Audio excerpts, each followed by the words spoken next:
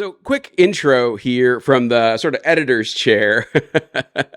I had made this video as part of a different video about Panasonic and how I think they've got their product strategy bass backwards. You know, they're making everyday carry full frame cameras with like pro features in them, and then pro level micro four thirds cameras instead of, fun pocketable micro four thirds cameras and pro level full frame cameras. I don't really get it. But that sort of complaining about Panasonic's product strategy got me thinking about upgrade paths in general.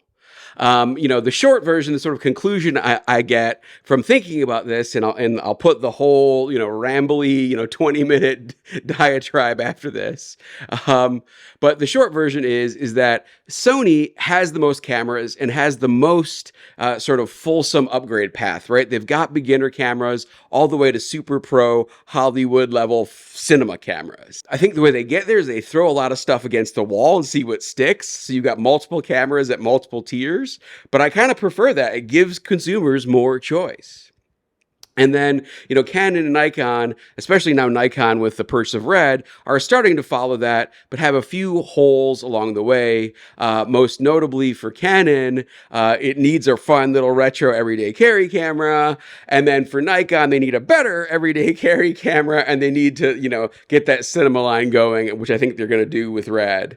I also throw a few other brands in there, but those are the big three. That all sort of shows how many holes Panasonic has in its line and how much catching up it has to do. So, I hope you take this not as like a criticism of any brand, including Panasonic, but more just kind of a way to think about things when you're making a camera purchase. And especially if like you're thinking about making your first camera purchase and thinking about like, hey, I want to get into this photography hobby. I want to get serious with this eventually. Which brands, which camera lines and lens lineups, will let me grow with them so I don't have to keep switching systems. I can kind of buy one set of lenses and grow with the bodies and the other, accoutrements and equipment and cinema cameras, in that lineup, and not have to spend a bunch of money jumping around systems, even though YouTube and gas will make you. So I think this is also a really great video to watch for beginners trying to figure out which brand they want to get into from the jump. So I hope that's helpful, and I hope you enjoy the long, rambling video after this. Thanks so much. And I'm sure I said this at the end, but I'll say it here again. If I missed anything, if you have any thoughts, comments, or questions, please put them below. I love having a conversation about this stuff. All right, here we go. This line of thinking got me thinking about like overall product lines. Grabbing a customer at the beginning of their photography or videography journey, and then having products all the way along the line as that person gets more serious and more professional in their journey, into the digital imaging, visual arts space, and having something for them all the way along the line until they're totally pro and they're spending thousands and thousands of dollars on the equipment that you and I probably spend money on if you're watching this channel, the amounts we spend. So I sort of broke this journey into 6 different categories or steps. You start with entry-level cameras, and I put that from like $500 to $999. It's the camera curious club, right? People that have played with their phones, enjoyed photography, enjoyed shooting videos, maybe social media on their phone, and they want to move up to something that gives them a little bit better quality. Maybe they've even tried like the DJI, Pocket, and they're not totally happy with the image quality from that and they want something better. So they go onto YouTube and they start looking around for cameras. It's those people. The next step I termed as beginner intermediate, right? Those are the people that bought that first camera, realized what a wide world of imaging and lenses there is out there, and they want to get something a little more serious, but they're not making money from it. Like at most they're shooting like family events and that kind of a thing, maybe like headshots for friends, but they're not making money at it. They're not taking it that seriously. It's just definitely a hobby. Maybe they're learning how to use like manual settings on their camera or shoot fully in manual, those sorts of things. And beginner intermediate, I put the price point to $1,000 to $1,500. Discretionary slush fund money, not cheap, but also not expensive. The next step up from that in my little schema here is intermediate prosumer to beginner pro. These are the folks that have learned how to shoot in manual, are probably shooting video in RAW or at least Rec 709, you know. Maybe they're starting to make money, or they're sort of figuring out their genre. They know how to use their camera, and they want to get a little more serious. They maybe want to get off zoom lenses or get off the kit lens, and they're starting to play with primes, you know, and on the sort of beginner pro level, they're like maybe shooting weddings, you know, charging for headshots, charging for portrait sessions, that kind of a thing. Maybe like doing a bunch of second shooter weddings, or like interning or assisting in a photography studio, and they need a serious camera for this. If we're being honest, this is probably also the camera tier that any YouTuber would need at most, you know, unless they're doing really involved productions. For the intermediate prosumer to beginner pros, I put in $1,500 to $2,999, right? Like, certainly that higher end, these are cameras you're going to use all the time, but you don't have the money to just drop on big time camera bodies. You're still kind of shopping at the camera store and not looking for the best of the best yet. After that step, I'm calling it the advanced prosumer to the intermediate pro. These are either the people that have money to spend and just want to spend money on camera equipment, or are getting really serious about their profession. You know, first shooting wedding photographers at expensive weddings, like high-end bar mitzvah shooters, high-end event shooters. You know, they need speed, they might need resolution, they probably need high-quality video features. You know, they're using multiple camera angles if they're shooting video. This is their probably full-time job at this point. These people are ready to spend many thousands of dollars, $3,000 to $5,000 plus, you know, on just a camera body.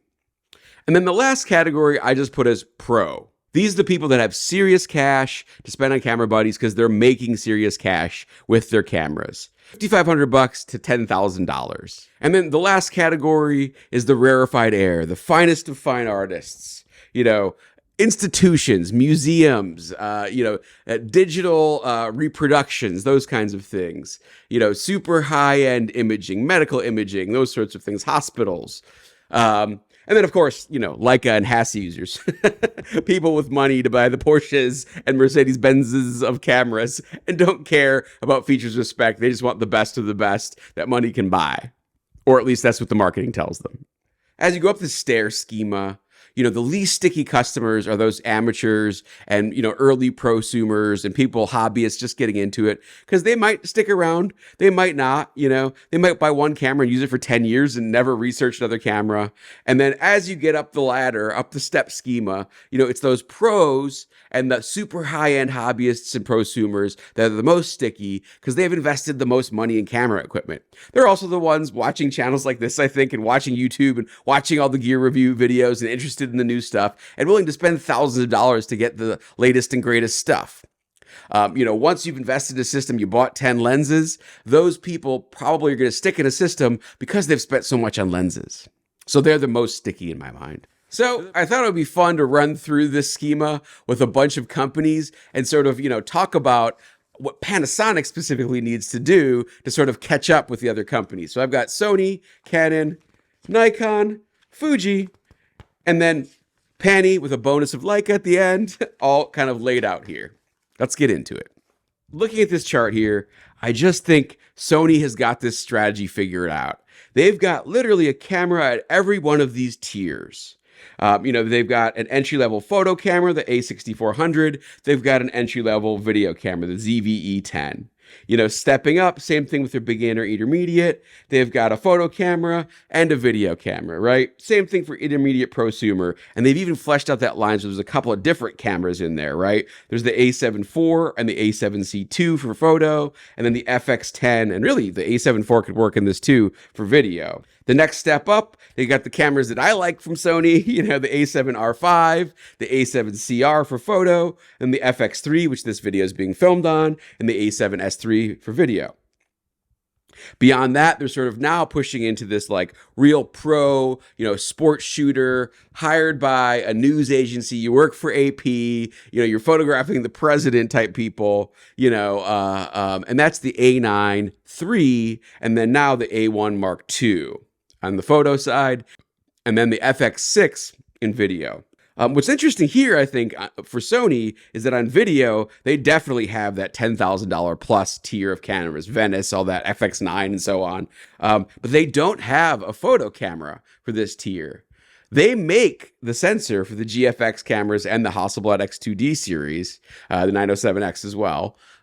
So, maybe they should come out with a full frame camera so they're filling this tier on the photography side as well. Or even better, making, a sensor the size of the Phase 1 sensor. I'm not sure if they make the Phase 1 sensor or not. If you know that, please put it in the comments below. I'd love to know. But they could definitely fill this out. And then they would literally have pretty much everything across the life cycle of a photographer or videographer. The couple of places where they don't have something, they don't have an instant camera. They don't have like an Instax camera like Fuji does or something like that. And they don't have like a point and shoot, like super cheap, super consumer grade thing. I could see them easily doing that. And they're missing that fun retro stuff. They should really come out with an RX1R Mark III. That would be awesome. Put the A7CR guts into a fixed lens, super tiny, portable, pocketable camera. As long as it has an EVF, that's an immediate buy for me. Even better if it has a Zeiss lens on it still. I also feel like Sony's lens system is the fullest and covers this range as well. Not to mention all the hidden gem lenses they have, like that Zeiss 55mm f1.8 and a bunch of other ones that I've picked out, god tier lenses that people aren't talking about. I'm going to make a whole bunch of videos on that topic, so stay tuned for that. Next up is Canon. I think Canon has done the same strategy here. They've got cameras across all 6 of these tiers. But just fewer cameras. It's a much simpler, cleaner line. Like the Sony lineup is almost confusing because there's so many cameras. The Canon lineup, it's very clear which tier each camera belongs to. In addition, Canon starts like at a tier below, so they've got 7 tiers. They got the super budget cameras. I would call it for like the guy who walks into Best Buy and buys something on a whim type camera, $500 and under. They've got the R100, R50. I bet they sell a ton of those through Best Buy, for example.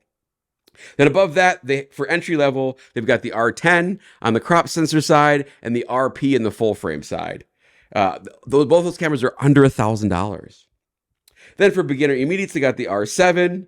I think there's an R8 also. I could be wrong. I don't follow the Canon APS-C cameras, so correct me in the comments if I got that wrong. And then, they have that intermediate prosumer camera, the R6 II, the wedding shooter's best weapon, the event shooter's best friend. Above that, for advanced prosumers and intermediate pros, they've got the R5 Mark II, and they have the R5C on video, and this is really kind of where their video offerings start. They don't have that beginner or advanced hobbyist camera. They could definitely make a real vlogging camera. I know they made that little like fold out thing camera. I'm not sure who that was for. I don't remember the price. I'm not including it here. So, for me, their video line starts at the R5C.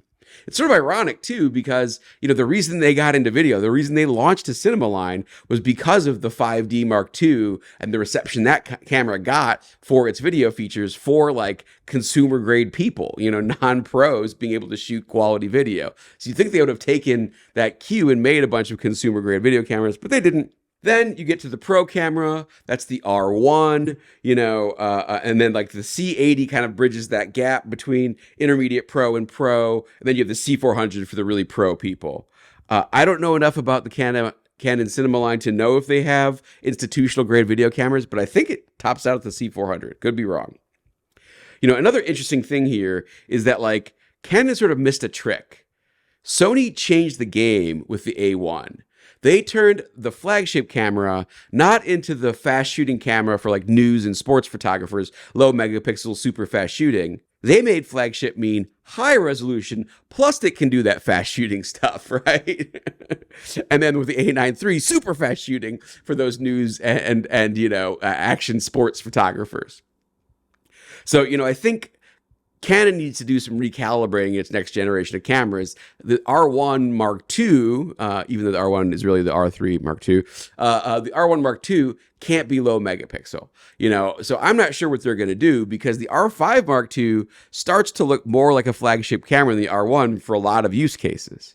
I'll make a whole other video about how the A1 II stands up to the R5 Mark II, not the R1, because I don't think the R1, ranks in this, and then the Z9, because I'm really interested in that right now as I wait for my A1 II to come in the mail.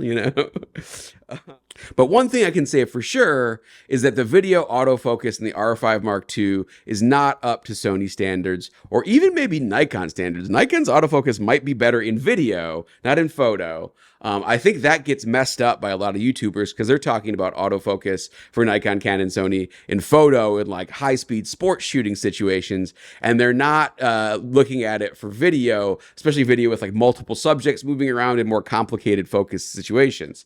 So, there, I think Canon still has some work to do. Also, just generally in video features, Canon has some work to do. Like, they don't have shutter angle, but they do have waveforms. When you start hitting record, you can't see your balance line across the screen. That's so weird. You can't see your horizon level. That throws me off. But having said all that, if Canon makes a retro, vibey ZF type camera, like an AE1 throwback, but with R5 Mark II guts, even with the weaker video autofocus, I probably would switch to Canon for most of this kind of stuff. Their color science is really nice, their cameras are easy to use, and their lenses are cracking. I still think they probably make the best lenses of all the Japanese manufacturers. I know the third-party lens, thing is gross. But man, like that 35 1.4, just really, I'm impressed with it. So if they had that like everyday carry, retro camera, that would be enough to get me to switch to Canon. Just saying. Next one. Speaking of Nikon, let's do Nikon next. Nikon is like the dark horse, up and comer, which is like not a position I think Nikon's used to being in, but they are good now at being the underdog. They are swinging with both fists, coming out with guns blazing. To me, they made the best DSLR on the market. The Nikon D850 was pinnacle DSLR to me. So I have hope they could do it again with mirrorless, although I'm not sure they're quite there yet. I think next generation is where that's going to happen. I'll talk more about that in a second. But let's talk about the 6-tier schema here first. Nikon doesn't have any point and shoot stuff. I think they've tried that and it didn't work out. So I think they're kind of done with that for the moment. The entry level, they have APS-C cameras, the Z30, which could really use an update or a refresh with all the new video features they're putting into cameras. They could come out with a really kick butt vlogging camera like a Z30 Mark II. And then they have that new Z50, which actually looks pretty good. If they had put IBIS in it, I think that would have been better. But again, the APS-C camera is not really my bag, so it is what it is. Then next, you have the beginner intermediate cameras. To me, that's the ZFC and the Z5, which is probably also due for an upgrade. Then, the intermediate prosumer to beginner pro, you've got the Z6 Mark III, which is a monster of a camera. My review for that is still coming out, but 12-bit raw internal recording is nuts. That's awesome. It's super fast for photography too. It's a really impressive camera. I think technically you still have the Z7 Mark II, and then you've got the ZF in this tier, unfortunately. I wish they had put the ZF in a higher tier and made a higher quality camera with higher megapixels. I got some videos on that if you really want to see them. Then up from there, they've got the advanced prosumer to intermediate pro tier. That's the Z8. They did a cracking job with the Z8. They were super smart, basically dropped down most of the Z9 features into a camera in this tier. And I would guess this is probably their best selling camera, maybe behind the ZF, just because the features are so good and there's a lot of people in this band with money to pay for it. I wish they had come out with a ZF in this tier, like more of like a Z7, guts, Z8 guts camera. So I'm hopeful they'll come out with a ZFR. They had like this history video they put out recently that sort of teased a rangefinder. So I would love to see a rangefinder camera, retro throwback camera in this tier. That would be immediate buy. And not unlike Canon's retro camera, if Nikon came out with that, I would probably look at switching to Nikon as well instead. Also, I could see a Z7 III fitting in this category, like a super high resolution, putting Sony's 61 megapixel sensor in it. If they did those things, man, like the Z6 III almost had me switching to Nikon, but because of the smaller lens selection, and I'm not sure about what they're going to do, like the Z50 was kind of a letdown. Like the Z6 III came out swinging, guns blazing, awesome camera, and the Z50 was kind of a letdown. It was kind of like more of the same from Nikon. So if they do more Z6 III type releases, and they add a few more video features like shutter angle, open gate recording, Nikon's going to be the one to beat. So, TBD. Oh, and then I got to say, The other obvious things here: Z9 for the pro tier, obviously, and then in the institutional 10K plus tier, they bought red. They've got red. They've got the Raptor. So, they've actually done a better job now of Canon of getting all these things. They've got to let their cinema and Red's cinema technology trickle down. And I don't know if they're going to make separate video cameras, below the Red tier. They really don't, because the Z8, Z9, and even Z6 III are such good hybrid video cameras. They don't need cinema cameras at those tiers. Their hybrid cameras are shooting 12-bit RAW internal, all these amazing things. They just need to get the video features tuned up, right? Like, they also got waveforms in there. It's nuts. It's so good. So yeah, I'm really excited for the next generation of Nikon cameras. I can see myself switching if they keep making moves like the Z6 III. Okay, Fuji, one of my favorites, They do unique stuff. I got to give that to them, but I do think they also kind of follow this schema, except because of their bifurcated APS-C and then medium format sensor cameras, they kind of have a gap in the middle, which is interesting. And I honestly think it was kind of a mistake, but whatever, it is what it is. So they also have like a below entry level set of stuff with their Instax cameras. And that's actually their biggest sellers. So I think they've seen that, and they've in the APS-C line, they're going more and more towards low end consumers, which is a bummer for me because that's not my interest or market, area. But I could see why, if that's selling and they can move people from phone and Instax to cameras, the camera curious people, they could make a lot of money because they know how to make little fun cameras that people like that will go for, I think, over, SLR mirrorless, pro looking body. Fuji's really good at making fun, little cool looking retro cameras. So it does make sense for them to do that. It just bums me out. Where's the X Pro 4?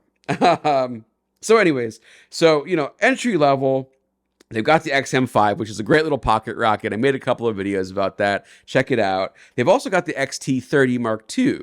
It used to be that the XT, number 0 line, XT10, XT20, was this sort of entry-level camera. I think they had the XM, and then they had the X200 at one point also. But so they've done cameras in this line, and I think it's a good idea to have more than one option, and kind of like a video option with the XM5, and more of a photo-centric option with the XT30 Mark II. That's really smart on Fuji's part.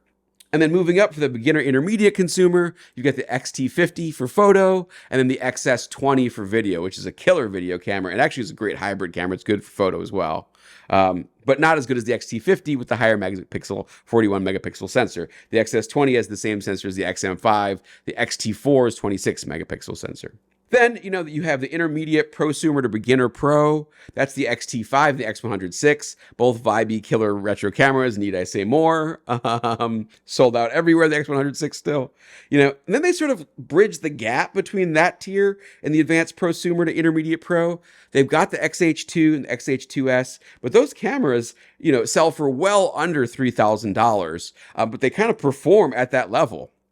I would say the XH2 is pretty comparable to the R5, not the R5 Mark II, So does Fuji need to update those? Yes. Is Fuji going to update them? I don't know, XH2 for photo. They've got a bunch of cheaper photo cameras with the same sensor in it. And then XH2S for video. I feel like they should have come out with a box camera XH2S. Or when they updated it, they need to do that. If they update it, it's been out for several years. It's 2, 3, 4 years we're going on with no rumor of it being updated. And plenty of rumors swirling around about smaller, cheaper cameras, half frames, and an XE4 or 5, whatever we're on, not pro level cameras. So I do kind of wonder if Fuji is leaving the middle of this market and abandoning trying to make the APS-C line like a pro line, which is kind of a bummer. Then you kind of you jump over advanced prosumer intermediate. Maybe the GFX 100S Mark II kind of fits in that. That $5,000 price point is really aimed at hobbyists, I feel like, landscape photographers that do it for fun. And then you sort of jump right to pro with their GFX line. And now they're Eterna cinema camera. So GFX for photo and Eterna for video. I mean, those cameras are very high powered. They're super finicky and kind of fidgety fiddly, and then they're priced, high. The GFX 100 Mark II was $7,500. The lenses are expensive. But if you want the best in image quality that actually has decent autofocus and video features, that's the way you got to go. Weirdly then, Fuji doesn't have an institutional, like true cinema camera beyond the Eterna line, which is brand new. So I think that's another area they could expand into with their medium format cameras, really start to go up against Red and things like that. Maybe a slightly lower price point, perhaps.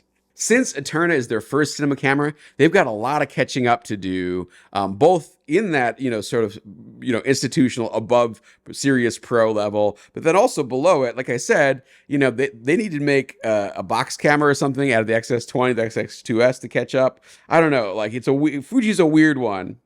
I think where they're going though is like either it's gonna be super easy to use for beginners. And they need to work on the usability of their cameras if that's the strategy. And then it's gonna be these fidgety, you gotta go in and change all kinds of settings, cameras like the GFX to get what you want, or you gotta be really into getting your image in camera, JPEGs and film simulations, all that stuff. Personally, I like to do that in post. I have shown that you can make a GFX 100 Mark II file look just like an X2D file color-wise and all that stuff, but it takes 2-3 extra steps to do that, So, interesting. Fuji is on the schema, but not on the schema. They kind of do what they want. Speaking of not being on the schema, let's talk about Panasonic, okay? At the lower end, they have pre-entry level cameras. They've got the ZS99 point and shoot they just released with no EVF. And then they've got a bridge camera, the FZ80D, both for under $500. I'm not sure who's buying these cameras, but I bet they sell a lot of that point and shoot through the Best Buy channel, the beginner channel. Then for entry level, they got a bunch of stuff. All micro four thirds, right? They've got the G7, the G100D, the G95, the G85, all these cameras. I don't know what they do. Not my area. I don't understand why you wouldn't just have one and also make it look cool, but they don't.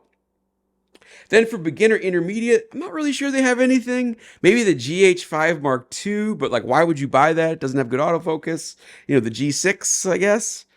And then again, you get to intermediate prosumer to beginner pro, and they've got all of their cameras piled in there, right? They've got the S9, the G9 III, the GH7, the S5 II, the S5 IIX, they're all kind of hybridy. They're more video focused. I guess you could kind of like say the GH7 is getting towards advanced prosumer, intermediate pro, but price-wise, it's not. So, good value, but just too many cameras in one category, I feel like. And then they've got nothing for advanced prosumer, intermediate pro, and truly nothing for pro, and then definitely nothing for Leica HASI users and institutions except their Elmont Alliance, membership. So, that like advanced prosumer to intermediate pro, they at least need to come out with an S2R and S2H to remain viable, or else they're really just making cameras for budget-friendly consumers. And kind of like, what's the point there then? Just wrap it up, give your stabilization technology to Sony, and, be on your way. Or give it to Leica or somebody, and be on your way. Big holes in their strategy, so much potential, so much catching up to do, so much innovation needed. They're so late now with the S2H. It's got to be like a barn burner. It's got to be a big advancement. It can't just be like an A7 S3 competitor, or a Z8 competitor. It's got to do more. So again, maybe they should just give their tech to Leica and fold it up. Speaking of Leica, they're an interesting one. They don't really have entry level. They don't really have beginner intermediate. I guess you could put the Sofort in there. They're like Instax copy. They're tie up with Fujifilm, I believe. Then for intermediate prosumer, they don't really have a camera. The Deluxe 8 fits into this, price-wise, but like, it's not really an intermediate camera. It's a beginner camera. It's for people that want to have a point and shoot that says Leica on it, I feel like. Or Leica users that want just a little pocketable camera. But like really their line, kind of the SL2S is advanced prosumer intermediate pro, but really like price wise, features wise, who they're going for is that pro market and people with a bunch of money to spend that are very serious hobbyists, extremely advanced to intermediate. These cameras aren't for wedding shooters. They're not for event photographers. They're for super high end, people, maybe like super high end wedding photographers that can take their time and have 2 or 3 other shooters to catch all the moments, fine art stuff. Something like that. A lot like M cameras are good for street photography, but very serious, like art level street photographers, just because of the price of their stuff. So just kind of just for fun, put them in here. The one thing they're missing is a medium format solution. I'm not sure that would go in the pro or the institution level, remains to be seen. I hope they come out with an S4 this year. I hope it's a bigger sensor than the X2, the GFX, that it is something that like is totally different from what the other medium format camera manufacturers are making, that maybe even competes with Phase 1 but like at a better price point. Because otherwise it's sort of a weird thing, right? Like they've got to like match the X2D's price, which is what, like $8,100, $8,200. I believe the S3 came out at 20 or 25 grand. And just like personally, if it's the same sensor as the GFX and the Hasselblad, I'm not buying it at 25 grand. The Hasselblad is close enough for retro stuff, and the GFX is close enough for utility, pro use. So like, we'll see. Hopeful for that. I do think the SL3 was a little bit of a miss. I think they're probably gonna come up with an SL3S. We'll see. But for me, it's like one or two Leica cameras for joy. I have an M11 monochrome. It's for joy and occasional everyday carry when I feel like shooting just black and white. So I think that Leica does need to expand their product line. And maybe there is like just more Panasonic Leica matching up that needs to be done here, so they can have just one product line that meets at least most of the 6 tiers in the schema.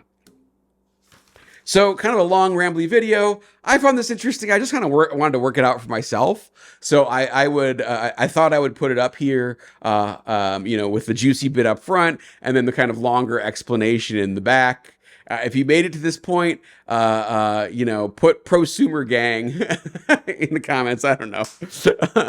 Put camera nerd, camera gang, too much money, gas gang, in the comments. And let me know your thoughts. Did I miss anything? Did I get these tiers wrong? I don't know everything about every brand. I've tried all the brands now. So would love your feedback, input, comments, corrections, thoughts, concerns in the comments below. Look forward to seeing them and reading them and trying to respond to as many as I can. Like, comment, subscribe, all the good stuff. And I'll see you in the next one. Bye.